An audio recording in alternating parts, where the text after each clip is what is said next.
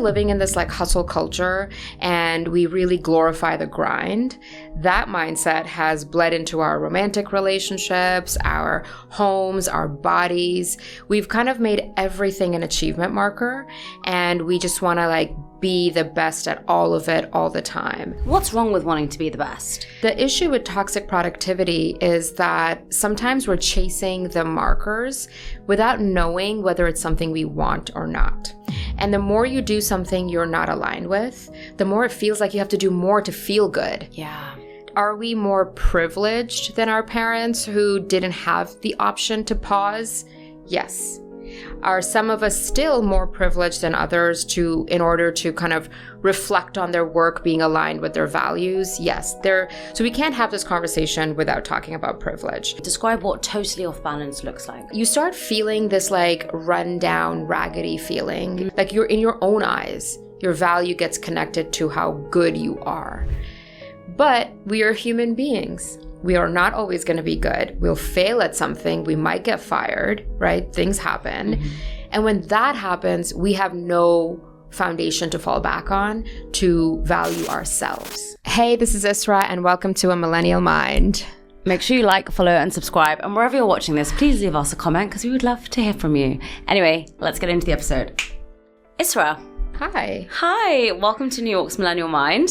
I'm so excited to be here. I am so happy that we get to chat today because there is so much I want to ask you.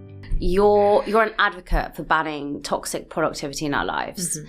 And I want to start off by asking, what is toxic productivity? Yeah, that's a great question. Toxic productivity is when we kind of work so hard, so much, with so many achievement markers, knowing the cost it has on our well-being, and we push through it anyway because we're chasing that feeling of being good enough through these achievements. Okay. And traditionally, we used to think that this is only around our work, right? So career, academics, grades, all of that stuff. But because we're living in this hustle culture and we really glorify the grind, that mindset has bled into our romantic relationships, our homes, our bodies. We've kind of made everything an achievement marker, and we just want to be the best at all of it all the time. And that actually just leads us to burnout. What's wrong with wanting to be the best? That is a great question. There is absolutely nothing wrong with wanting to be the best, but the issue with toxic productivity is that sometimes we're chasing the markers without knowing whether it's something we want or not.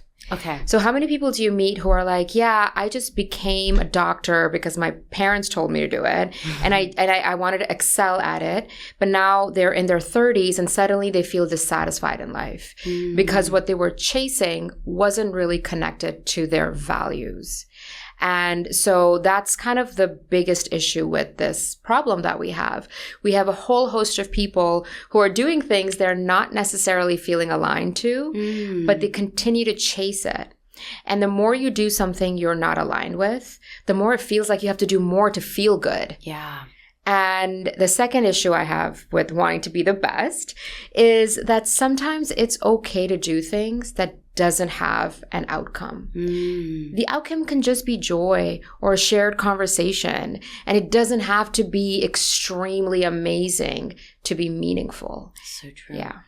I think I really relate to that because two things. One, I love to play tennis, but I am terrible. Mm-hmm. But with tennis, I'm a bit more accepting. I'm I know I'm terrible, but I really enjoy it. And I know I'm never going to be the best, and I don't want to be the best. I just want to have fun. Mm-hmm. But I actually do have something that I have stopped doing, which I do really enjoy, which is singing. Mm-hmm. And when I was in school, I used to sing professionally in terms of I used to do loads of concerts. I sang on TV. I would sing, I would do all the grades. Mm-hmm. And for some reason, I just felt very shy when I was doing it because I knew I wasn't the best. Mm. But I think because people told me that I was good, I thought that I had to be the best every time I performed. And so I have just stopped singing because I don't feel like I'm good enough. Mm-hmm. And the other day when I was sitting with my parents, they were can you just sing the song? And I got really shy and they were just sing it. And so I sang it. And then they were you're just wasting your talent. Mm-hmm. And I was well, I'm doing a million other things. I was I don't want to be just singing and, I don't really care. But I really did think about it. And I thought, why don't I sing? And I think it is because I believe in order to do that, I have to be really good at it. And I can't just do it and be mediocre. Yeah. And you've essentially self-selected yourself out of joy. Yes. You've intentionally cut that part out of your life because it can't meet the ideal yardstick of achievement. And the question I would ask you is, what would change in your life if you did start singing? If you could push through and just dismantle this idea that it needs to be exceptional, how would the joy in your life change? And I think that's a question we all have to ask ourselves, because I've had that experience too. I love writing. Yeah. And I started writing this newsletter for mental health about 4 years ago. And then it just became a job. And I started really just not liking what I was writing, because it became about how many people open the email. What's the metric on this? And when we feel disconnected from what we love, the quality deteriorates. So I had to take a step back from writing my newsletter for about a year. And I was like, I'm just going to let it go. And then when I revisited it, I was so much more enthusiastic, but I also had a fresher perspective on it. And now I'm doing it again, but I feel totally different about it because I'm not that connected to the outcomes. We don't need to have outcomes for everything we do. So true. I think that's so powerful. But from my perspective, I think why millennials and Gen Zs struggle with this concept of toxic productivity is because we're labeled as a lazy generation. We are labeled as a generation who make a big deal of everything, the ones who blame their mental health for everything, the ones who say that they can't cope, the ones that have boundaries, the ones that, are only going to work a 9 to 5, and why should we work outside our hours? And so this notion of toxic productivity is kind of like associated with shame and guilt, because our parents, they were working like 15 jobs and they never complained, and they had to get on with it, and they had to do it for survival. So are we spoiled? My goodness. What a complicated question. I find it difficult to kind of put things in a binary sometimes, right? Are we more privileged than our parents who didn't have the option to pause? Yes. Are some of us still more privileged than others in order to kind of reflect on their work being aligned with their values? Yes. So we can't have this conversation without talking about privilege. So I wouldn't necessarily say that we're more spoiled, because there was a lot of stuff that was happening in the systems prior that was unhealthy. So the survival system that our parents grew up in and what they had to kind of do during their adulthood definitely gave them some resilience. It made them creative problem solvers. There was a lot of power there. And I think you had Charitra Chandran on recently. Yes. Yeah. And she was talking about how we don't value intergenerational wisdom and resilience that comes with age. So I want to highlight that because I think that's so important. There is a lot of value in that. And we have to look at things holistically. With the value and the resilience that they have came emotional neglect, came a disconnection from their emotional health. Many of the people in our parents' generation don't have a lot of emotional vocabulary. They don't have a lot of awareness, right? And many of them are a little unhappy, right? Even though they did well in life. So I think the question for us becomes, how are we going to balance productivity with our well-being? Yes. So the whole conversation that I'm trying to start around toxic productivity is not anti-productivity. So the book is not, or my work is not about, we must forget productivity and we should only rest. It's about having a healthy relationship to productivity so that we're not using shame and guilt to drive us. So we're not using comparing ourselves to others or perfectionism to drive us. Instead, what we're using is our values and our interests and our joy to drive the productivity. For a lot of people, and I agree with you so much, by the way, and I love that you referenced my podcast. Yes. I love that. Yeah. I think for a lot of people listening to this, they're going to say, that all makes sense, but it's selfish. We are talking about our well-being and what works for us and what makes me happy.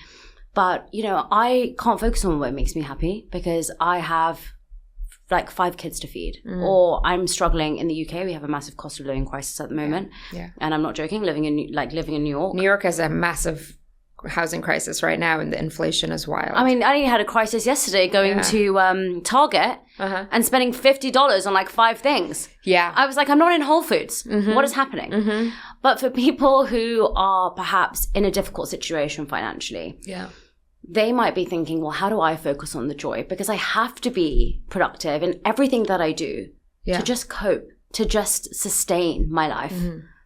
That is a great point that you're making, and it's something that I also like to talk about. So I'll say 2 things about that. The first is when we think about self-care, right? If you're thinking about toxic productivity, resting, those type of things, self-care is incomplete without community care. So we can't just go inwards and only care for ourselves and abandon our community. And I know that sounds so abstract, so I'm going to make it a little more tangible, right? So when we think about self-care, we think about resting, but let's say, for example, right? But you don't rest at the expense of commitments you've made to your friends or your family. You try to find ways to balance your commitments with taking some time to rest. That requires you to change your habits around scheduling and committing to things so that you can be there for yourself and be there for others. I think if we only focus on the self of self-care, we become very isolated. Yes. And that's why, at least in North America, you're seeing this loneliness epidemic because 20 years ago came the messaging, self-love is love yourself. Yes. But it's not, right? You and I come from collectivist cultures. We know the power of community care and community healing when it even comes to things like toxic productivity. The second thing I'll say are about the second point you made, which is financial issues are just honestly across the globe, just horrific right now. And the idea of taking some time to care for yourself doesn't mean stop being productive. It actually means taking a look at all of your habits during the day, taking an inventory of that, and then reflecting on what is actually serving you, what is not serving you, limiting some things, expanding other things. And so it's not just about giving up on things. It's really about, can I wake up 10 minutes earlier, just 10 minutes, and before I open my emails, just drink my coffee while I look out the window? Can I schedule a 90-second meditation in between my meetings? Can I eat food, like eat my dinner without watching TV? Engaging with my family instead. See, it's these habit changes. It's not about dismantling the whole system. Is the system broken? Yes. But I am not well versed in dismantling it completely. So I'm not going to talk about that. Yes. I'm going to talk about the changes we can make in our day-to-day habits. And that is also very empowering for people because changing the system just seems too daunting, which it is. And truly, we can really never change society, overnight. But you can change yourself overnight. And you can change your part of the world. Yes. Your family, your friends. And then that way you are just bringing balance. Yes. So to me, this whole conversation is about inviting balance into our lives. So true. Right now, we're totally off balance. Describe that to me. Describe what totally off balance looks like. When you feel super stretched thin for time, when you are overbooked, when you look at your calendar. Honestly, that's my calendar this week too, so this is no judgment to anyone. I definitely overcommitted myself this week. I have something going on every single day, which is wild. But you start feeling this like run down, raggedy feeling in you just like the things that you love doing feel like you have a resentment towards them now. Yes. So you're going out with your friends, but you're like, oh, I don't want to get ready and go. You're slogging through it. Yes. And then you feel it in your body. You're not sleeping properly. You're irritable. You might be getting into fights with people unnecessarily. And we see this right now on like a public sphere. People are so angry all the time. Road rage. People are yelling at flight attendants. People are getting into physical altercations with like coffee baristas. You can just TikTok or Google this. Every day there's someone's having a meltdown in public. Yes. Yes. Right? And those are adult tantrums. That's what that is, because we just have no coping. So that's kind of a really big red flag, is if you're starting to lack the emotional regulation. And that sends your entire system off balance, right? You're not sleeping, your sex drive is low, you don't have energy, you can't focus. It's just a host of things. Yeah. But you're kind of just living in this cluster of low-grade experiences. None of them are big enough to be a clinical diagnosis, because this is not a clinical problem. Right. This is more of like a habit problem that we need to take accountability for. And I think we confuse those matters at the moment, don't we? Yes. We confuse clinical anxiety or clinical depression with a low mood. Yeah. You know, my therapist actually said this to me. She was like, we have forgotten that human beings can be sad. Yes. And it's not an illness. And we've forgotten that grief takes more than 3 days. Yeah. Because, you know, like the work bereavement is usually 3 days if someone dies in your family. So we've just kind of forgotten that these are human experiences. And it's a pretty stressful world, frankly. And so if you're feeling anxious, if you're feeling run down, you're feeling burnt out, that's a reaction to the world around you. So I want to empower people to change their worlds. Yes. So that they feel a little good. And I think what you've just described, you know, it doesn't perhaps happen straight away. So when I quit my job to do the podcast full time, I think I was on such a high, and this was about 1.5 years ago. Yeah. And straight after that, I went away. And then I remember coming back, and I did a workshop for the first time, and then I did a TED Talk, and then I flew to Mumbai to do a whole podcast season there. And I remember when I came back, I had never felt more low in my life. And it's because I had so many big things, one after the next, after the next. And I remember after Mumbai just feeling so exhausted, but so low, because I was in a position now where I had no big thing. Yeah. There was nothing. And I remember coming back and thinking, well, now what am I going to achieve? And like, now what do I say I'm going to do? Because I had all these podcasts from Mumbai. Yeah. I had 4 months recorded. Yeah. And even though I was so busy every day, I remember not having a big achievement or a big milestone that I needed to overcome. And after 6 months of so many big milestones, I felt like a failure. Yeah. A lot of us feel like we need to be constantly achieving something huge for us to feel satisfied now. Yeah. And I think social media hasn't helped that, because every time I go online, someone's doing something massive. And what I sometimes seem to forget is they're all different people. But I don't look at it like that. Not at that moment, at least. Exactly. Yeah. I look at it as, oh, they've just gone on TV. Oh, they've just released a book. Oh, they've just gone on tour. Oh, they've just done this. I'm forgetting that these are like 5 people out of the thousands of people that I follow, and they're not all the same. Yeah. But in my head, I often feel, well, everyone's achieving so much, and I'm falling behind. Yeah. And therefore I need to do more to get there. Yeah. And I think at a neural level, this kind of like constant barrage of information and the desire to achieve, we become addicted to that high because it gives us a rush of dopamine, and the gratification cycle is so little now. You post something, you get like 100,000 likes. You're like, your brain is literally just getting that information. Yeah. And when there is an absence of that, when there's a plateau, the brain is itching for that need. And it's driven by so many different things, right? But at the most fundamental level, it's just driven by this desire to feel good about yourself. Yeah. In comparison to other people, whether it's like what your parents are saying, what you thought you would do, your friends. And so I think we also need, and so another thing I talk about a lot is slow living. And it doesn't mean moving into the woods and like making your own butter. Like that's not what that is. But it's really about expanding that cycle between the thing you do and the gratification you get out of it.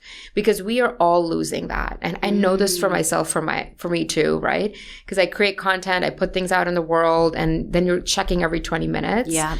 And it's giving you this gratification if it's doing well. If it's not doing well, you're like, oh my God, what did I not post this right? Or whatever. So, and the antidote to something like that is really engaging in creation for the sake of creating, and picking activities that you can do once a week that really have that expanded reach between activity and dopamine. So things like making a puzzle, they challenge you, but you don't get to the end result till much later, right? Or that would kill me, by the way. I'm like, no. I recently got into it last November, and I've been talking about it so much because it does help your brain, because it challenges you just enough, because you have to search for stuff. But you know you're going to get the gratification because all the pieces are in the box. It doesn't matter if you're putting it together. Or things like knitting, or, even writing, just painting, creating something for the sake of the process of creation really helps us tap into that slower, slowing that down, so that the next time for you, when you have a series of highs and then there's a plateau, you have some skills to fall back on, to know and trust that, you know what, I can handle this moment right now. And I'll say quickly, what you describe is a very common thing for people who are high achieving. It's something that happens to me a lot as well. When I'm in planning phase, I'm like, why is stuff not happening? Yes. I'm doing all this stuff, but it's not happening. And at that time, I really have to fall back on my coping skills to ride it out.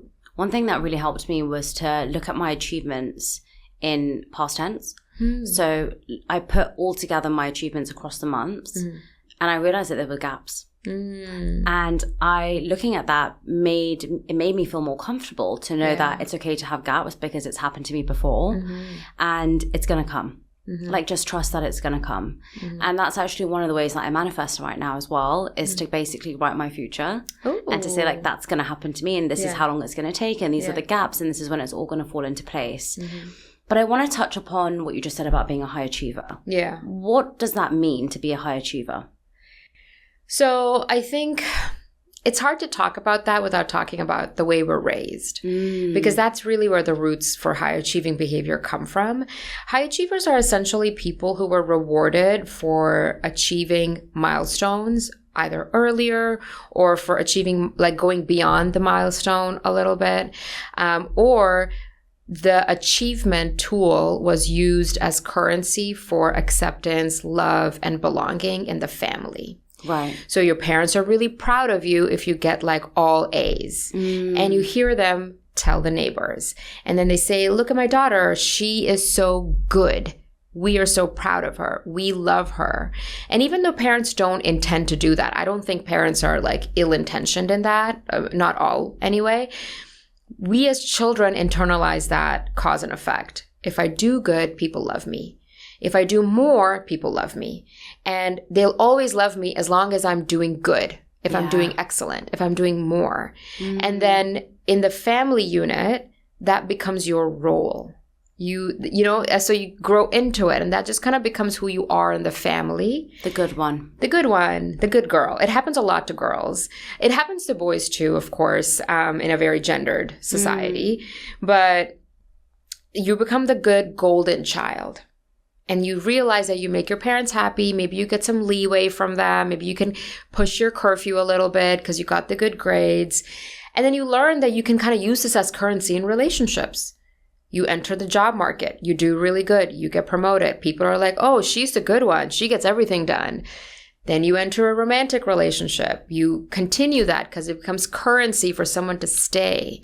And so what happens is your entire value becomes connected. You're in your own eyes. Your value gets connected to how good you are. But we are human beings. We are not always going to be good. We'll fail at something. We might get fired, right? Things happen. And when that happens, we have no foundation to fall back on to value ourselves. So our self-worth becomes really connected. So high achieving people obviously are very important for our society. We see them push things forward. They get shit done. But if there's no balance, if you don't have a resilience battery, if you don't have a good community, if you don't have great friends, then you can really lose yourself in that.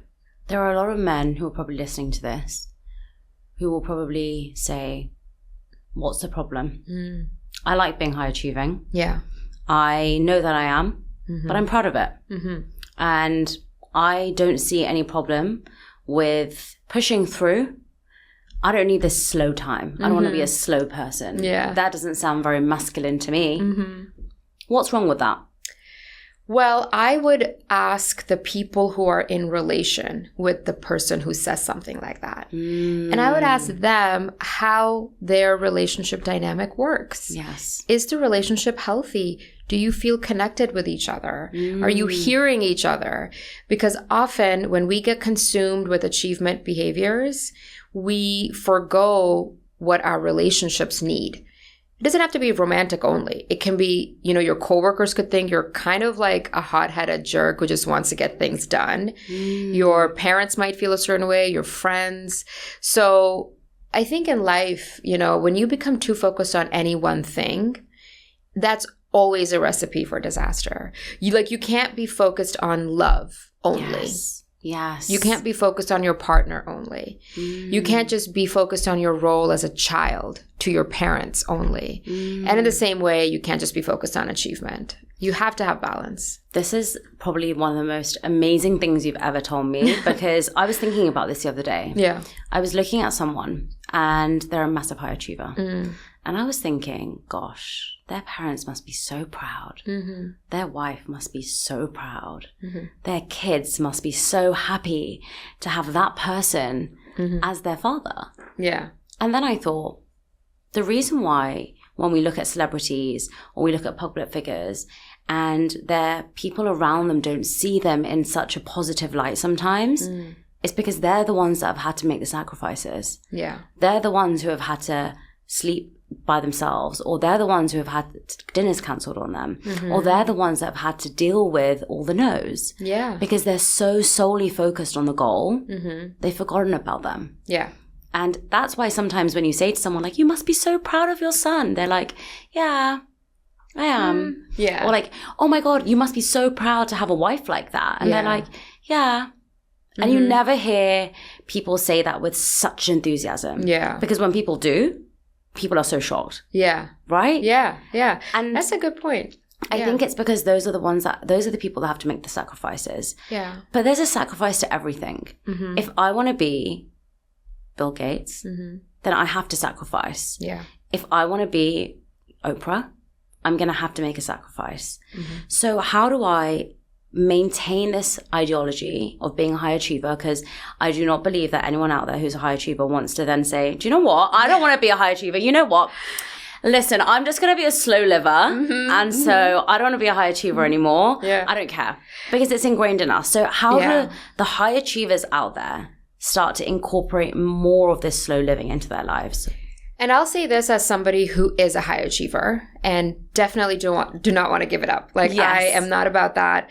So to me, again, it's about inviting balance. So when I talk about high achievers being so challenged internally, sometimes they feel unsatisfied, nothing feels good enough. Yes. You meet something and you're like, damn, what's the next one? That's a moment where you can make a change. Okay. You can stop and say, let me just take 24 hours to forget the next step and savor this moment.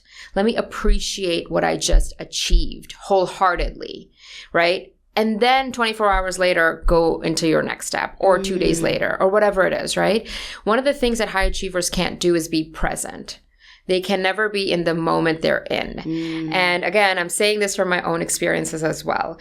So in order to invite balance into your life without leaning one way or the other, right? So you don't want to be like a complete slow liver living in like this like provincial farm in France, making your own butter, which sounds lovely for a weekend. But you also don't want to be this like person who's working 140 hours a week, missing birthdays, like skipping food, right? Like you don't want to be that person.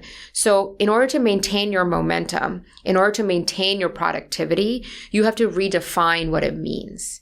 And that reimagining of productivity is to bring in rest, breaks, balance, nourishment. Bake it into your productivity habits. So gratitude practice for the things you've achieved. Really important. Working in sprints. Work for 90 minutes, take a half-hour break. Work for 40 minutes, take a 5-minute break, right? Like bake that into your calendar. Bake breaks into your calendar for meetings, right? Only have 15-minute meetings. So you have 10-minute buffer in the middle if you can. Yeah. So to me, because what happens is you can mentally want to be achieving all the time. Eventually your body will give up. 100%. Right? And 100%. you see this increase in like chronic illnesses right now. You see young people having heart attacks, like literally 45-year-olds having heart attacks, 45-year-old people developing like all of these things that you never saw earlier. And part of it is our food and like, all of that stuff. But it's also stress. For sure. And so you can want to build a company and you can like grind and hustle and sleep when you're dead. Like eventually you will die. Yeah, you will. And then who's going to run your company? So true. Right? And so I like to say that our wellness is a part of our line item in our budget. Our wellness is a part of our business plan. Our wellness is a part of our goals. Yes. It's not something we do outside. We do it alongside. And that's how we can cultivate a little bit of a slow mindset. So right. And it's just about redefining productivity. That's what I want. I don't want us to think that productivity is using every minute of every day towards an outcome. So true. Let's break it up. The point you said around your body giving up, I mean, I really felt that last year. And I think that's why this year, everything feels very different for me. So for example, even to do these podcasts, I've done 3 today, but I took a 2-hour break in between and I don't care. Like I was like, I'm going to take a 2-hour break in between. Yeah. If that makes me lazy, it makes me lazy. I don't care. And I didn't bring my laptop with me today. Oh. I went for a walk in between. Nice. I got a coffee in between. And, part of me used to feel very, very, very guilty. Part of me used to feel that, I am clearly not working hard enough. But what does enough mean? And, I did a podcast in the UK with someone called Mo Galdot, and he was talking about stress. And he really made me think, because earlier this year I went to Mexico for the first time on a holiday after so long. Yeah. And it was really hard for me to take that holiday, but I just felt I needed to. Me and my partner had never been on a holiday in 3 years of our relationship because every holiday we'd been on had been a working trip. And I just said to him, we need to go. And when we went, I'm not joking, I just felt totally different. And I said to Mo, he said, what made you feel so different? I said, well, I woke up in the morning. I went for a walk every morning. I woke up at 5:30 every day. Wow. Went for a walk on sunrise, but I felt so happy. And he said, so why don't you do that in the UK? And I said, well, I don't have time. And he was like, you don't have time to go for a 1-hour walk at 5:30 in the morning. And I was like, yeah, I know, but. And he was like, do you have time to do a 1-hour walk at 5:30 in the morning? And I don't know why after that podcast, I just thought, why? I control my schedule. Yeah. I can start at 10 o'clock every day if I want. Yeah. And spend 5 hours in the morning doing wellness stuff if I want to. If you want to, yeah. Why am I not? So I want to bring something back to what you said previously about sacrifices. Yes. And that's what makes this hard, because we think these are mutually exclusive things. I have to give up X thing to get Y thing, right? Which is true, but something I found really helpful for me is if I can root back to my values, like what am I trying to achieve here actually? And I've been doing a lot of this reflection over the last couple of years. It takes some time, but to get really connected to your own personal mission statement. Yeah. And when you can understand that, instead of thinking about certain things as sacrifices, you think about reprioritizing. So I'm just going to take your example and I'm going to add some stuff to it, right? If someone wants to wake up early in the morning, that requires them to actually have a good sleep routine. So you sleep early, you don't drink caffeine after 6 p.m., right? If you are, or alcohol as well after 6 p.m. If you are prioritizing waking up early, then you will try to change your habits the night before, but in a limitation. So I'll never be like, never drink after 6 p.m. Maybe have 1 drink if you usually have 2. Maybe meet someone for early drinks instead of 10 p.m. Yeah. So you just kind of adjust that way so you don't have to sacrifice, because that's such a heavy and negative feeling. So instead, try to reprioritize. And sometimes, honestly, if you take a look at your calendar, you'll realize there are some things that are in there that are legacy. Some habits are in there because you just stop thinking about why you do them. Yeah, for sure. Like I used to mindlessly drink a second cup of coffee in the afternoon. Yeah. Just for the vibes. Yeah. Like I would just make like a French press, put it in a cute glass. You know. Sometimes I put it in a wine glass. It just makes it really fun.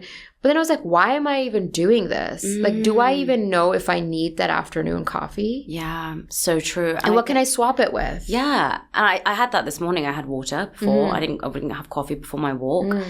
But, you know, I said to my partner, I really want to have a slow morning.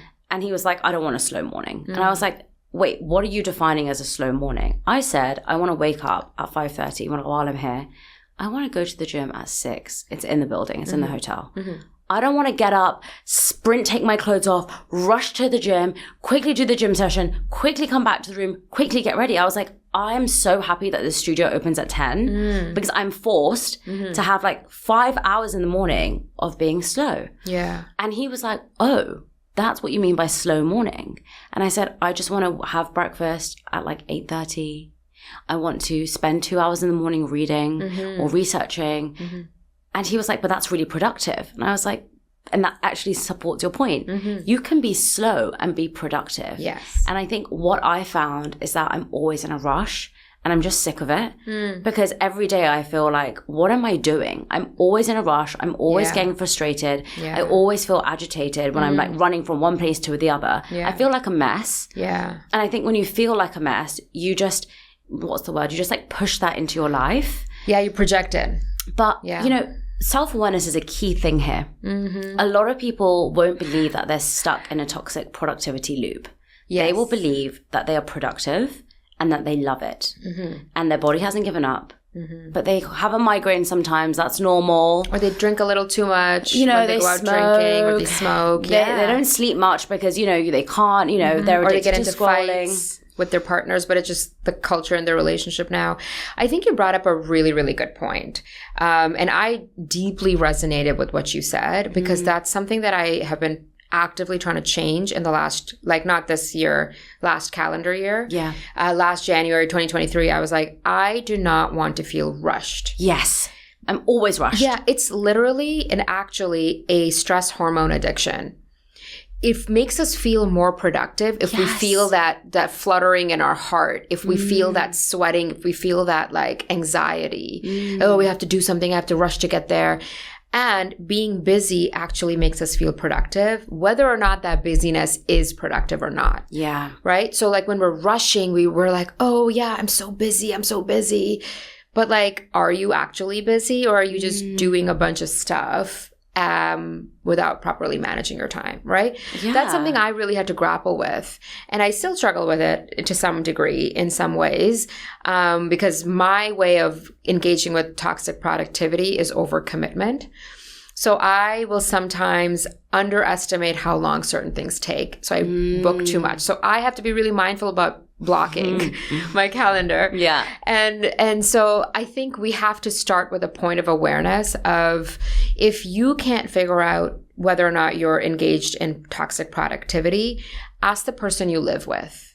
Okay. Sometimes the people we live with are a good reflection of the energy that we are bringing into that dynamic. And have an open mind. Hear what they're saying. You don't have to accept it right away, but at least hear what they're saying. If you're clutter and you're like, you know, I call it a hot mess, right, for myself. Yeah. Like if my hot messiness is just like my makeup is everywhere, I'm rushing out the door, half-eaten banana on the counter because I had to go out and I didn't have time to eat. Like if that's causing a dynamic in the relationship with the person I live with, maybe there is something I need to change. And that can be a really helpful conversation. So if we don't live with anyone, what are some of the questions we can ask ourselves to start to identify if we're struggling with toxic productivity? I would take like a week inventory. I would just keep a journal for a week. It can be like a work week, Monday to Friday, or a full week. But just write down morning, afternoon, evening, were you rushed? Were you frazzled? Were you feeling overwhelmed? Like just do like an inventory of emotions, morning, afternoon, evening. And then look at how many things you were committed to, how many things you booked yourself in for, both like your personal hygiene stuff, relationship, work, school, whatever it is. And then once you have that inventory, sit down and reflect. Look at the things that were helpful. Look at the things that you really could have done later on, but you were forcing yourself to do it. And then kind of look at the things that you don't need to do at all, but you keep insisting that you do. And that will give you a little bit of a snapshot of how you are relating to your productivity. You might see that you procrastinate a lot. Procrastination is kind of like a freeze response. Yes. You're stuck. You know you have to do the thing, but you're stuck because your body is just stuck. So even the people who say, oh yeah, my body hasn't given up yet, notice those patterns. Are you procrastinating a lot? That means your body is kind of shutting down. You're going into freeze response. Do you wake up tired even if you sleep a lot? Do you get sleepy in the afternoons? That afternoon crash? Those are all signs. You know, our body doesn't have to shut down for us to be aware of what's going on. The other thing I'll say, if you're on your own and you're looking to change your habits, is also think about what your body genuinely feels like. Yeah. So for that week or the week after, do like a body check every day. What does my body feel like? Did I eat today? Did I drink water? And just for 1 week, track your body's moods. Like it's like up and down. It's cycle. And that'll also give you information. And a therapist is really helpful with this, of course. I'm obviously going to say that. Yeah. But it's not necessary. And what are the links between procrastination and productivity? Because surely they're on opposite ends of the spectrum. I mean, not always. You know, sometimes we are procrastinating because we want to be more productive. And that's caused us some anxiety. And that anxiety is freezing us because we're worried about something, right? You're pushing off doing something, having that conversation that you know is going to feel bad. So procrastination is not always the absence of a desire for productivity. It can be just anxiety. It is actually like an anxiety issue, not a time management issue. Yeah. Because we're pushing off, we're delaying the inevitable feeling and we're afraid of that feeling. Right. Whether it's doing something hard, whether it's doing something that you know you might suck at, right? Whether it's a reaction from somebody, whether you're a fear of failure. And it can also be, I think about this a lot for myself. A lot of people will say, oh, I just work better under stress. I just put together the best essays when I wrote them last 48 hours in school. So what happens there is we become addicted to the stress of doing something. It is a physiological dependence. It's not an addiction in the way a clinical addiction is, but we become kind of like that loop in your brain is like, okay, like if all the stress is happening in her body, cortisol, norepinephrine, adrenaline, like everything is like raging. Now we're in go mode. So you're kind of addicted to the fight or flight, and then you freeze. And the freeze is the procrastination. Then you get up again and you get into fight or flight, and then you freeze. And then you're just kind of stuck in this cycle. And to that, I say nervous system regulation and nervous system health is really important. And that actually just rooted in your habits. I think one of the key things I'm hearing from you is how self-love and self-acceptance is very linked to productivity. Because your self-worth will define how productive you choose or choose not to be. If you are defined by your achievements, like we spoke about earlier in terms of this high achiever, and you've always been valued and you've always valued yourself based on that, how do you overcome that? Because for someone who's 40 or someone who's, in their 30s listening to this podcast, for so long they've based their worth on how successful they are or how much they do. We love to ask people how they're so busy all the time. Wow, you're such a superwoman. Wow, I don't know how you do everything. It's really difficult to then just say, I feel like I'm just going to slow down a little bit, because you can yourself feel you're not good enough. How linked is our self-worth to productivity? I think when it comes to toxic productivity, it is completely linked. Because the habits of toxic productivity are rooted in trying to feel good about yourself. So we're trying to improve our self-worth by doing things. And the foundational distinction between self-worth and self-esteem is that self-worth is your inherent value as a human being, irrespective of everything. Yes. Just the fact that you are alive and you are a human being, you deserve happiness, dignity, respect, right? All of those things. Self-esteem is actually the true thing that is like more achievement oriented. Your self-esteem is rooted in external achievements. What we do is we shift the self-esteem markers to our self-worth. And so we need to decouple that. And how can we now move away from this? The first thing I want to say to anybody who's listening, you don't have to abandon all of your efforts towards achievement. That is not the message here. The message here is how can you build in habits that actually nourish your self-worth? Yeah. Continue to build your self-esteem, but not at the expense of your self-worth.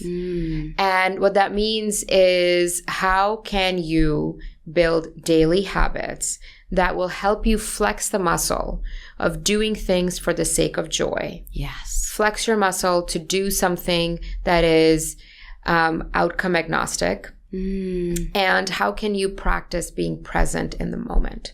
It really is just about small shifts. And small shifts incrementally change our mindset. So it's not about, let's just drop this project. I don't want to do this. I'm not going to do this anymore. It's, okay, I'm actually not going to respond to work emails Saturday mornings. Maybe you have a high stress job. You need to respond to emails, but I'll do it Saturday afternoon. And that'll be my 90-minute block for the weekend. Like just kind of making changes like that so that you're not always caught up in achievement behaviors. And it's hard. Yeah. It's very hard. And so I would recommend to anybody who's listening just to pick one thing and start there. You're not going to like climb the whole mountain in one day or even 1 year. And maybe that's not even your goal. Yes. Maybe your goal is just to be a little more grounded in your day-to-day. Or maybe your goal is to find a hobby outside of your work. And maybe that's all you're going to commit to, and that's fine. Intentional living, I think, is the most important thing I've ever learned. Because when you're intentional, you're aware. You mentioned you went to therapy. What's one of the best things your therapist told you that has completely changed the way you think about yourself and its relation to toxic productivity? So this is, I guess, I mean, if I think about it, I'm sure I can draw some connection to toxic productivity because the book happened because I struggled with it myself. I burnt out a little bit. And then I started doing research on this concept and I just learned so much. But my therapist once told me so a lot of people struggle with judging themselves for their past choices. And we look back in our lives and we're like, oh, why did I do this? Like, if only I hadn't done that thing. I shouldn't have done this thing in the past. And so we're very critical of ourselves in the past. We're always telling ourselves that we should have done it differently. And she said to me that, you know, when you look at your past self and you feel judgment coming up, remind yourself that the values you had at that time were different. And you made those decisions based on those values. And now that you've grown and changed, your values have changed. And so, of course, you would do it differently. So now you have to root in the values you have in the present and make decisions based on that. And it was just a very eye-opening perspective for me because it helped me realize that I have grown and changed. Yes. My values have changed. What I valued 6 years ago is different from what I value now. And so it helped me get out of that mindset of why I did certain things a certain way in the past. And I just love reminding myself of that. I love that. I think that's so true. I think so many of us are fearful about growth and change because it can feel so new and it can feel so uncomfortable. And because when we grow and change, we then look back and think, how could I have not have been there? But we forget that path of uncomfortableness once we've reached. And so I think that's actually an amazing lesson. For people who are at home right now, what are 3 things that they can do this week to heal from toxic productivity? Okay, so I think the first thing I'd say is see where you can find 5 minutes of quiet solo time a day, 5 minutes only. But that means no music, no TV, no scrolling, literally just sitting on your own. You can have a cup of tea, you can doodle, you can draw, you can do something that is kind of like engaging you, but not something where you're passively consuming. So 5 minutes of that, that's one thing you can do. The second thing you can do, so a lot of people get frozen when they're in this toxic productivity mindset. They get frozen in responding to friends I mean, we've all had that where we see the text and we're like, oh, damn, I'm going to respond. Yes. But our friends can really help heal us. So look at your unread messages. If there's one friend that you really feel connected to, just reach out to them. It doesn't have to be everyone. Yes. Just reach out to one friend this week because our community can heal us for sure. And the third thing I'll say is take a look at everything you've committed to next week and take out 2 things that can be taken off the list. I love that. And it can be postponed. You don't have to remove it forever. Yeah. But sometimes we just feel like this urgency. Yes. I have to do it this week. But do you have to? Give yourself space. I mean, you know, one of the best things I ever did was leave my headphones at home by accident. And I didn't have them for 1 week. Yeah. So I left them at my parents' house.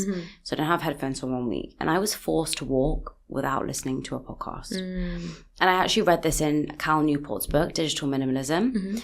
And he said, when was the last time that you went for a walk and you weren't listening to a music? Or you weren't trying to learn something from a podcast? You weren't trying to listen to an audiobook? Like, we're constantly stimulated. Yeah. And this morning when I walked for an hour in Times Square without any music and without listening to anything. And it was so nice. And I didn't intend to. I put a podcast on, but I lost connection. But I actually felt so much joy just spending time alone and being with myself and being present in the moment. Because otherwise, I'm trying to be in Times Square and be in New York, which I'm not here every day. It's a very stimulating place. Yeah, and I'm listening to a podcast. Yeah. But why am I not enjoying my surroundings? And I think that point around just spend time alone without listening or watching TV or, you know, trying to like habit stack everything together. Yeah. You don't have we to just do need that. to be. So this has been one of my favorite episodes, by the way. I feel like I've learned so much. You asked great questions. Thank you so much for your time. I really appreciate it. And I'm so excited for the book to come out. Well, thank you for having me. My pleasure. Yeah. Thank you.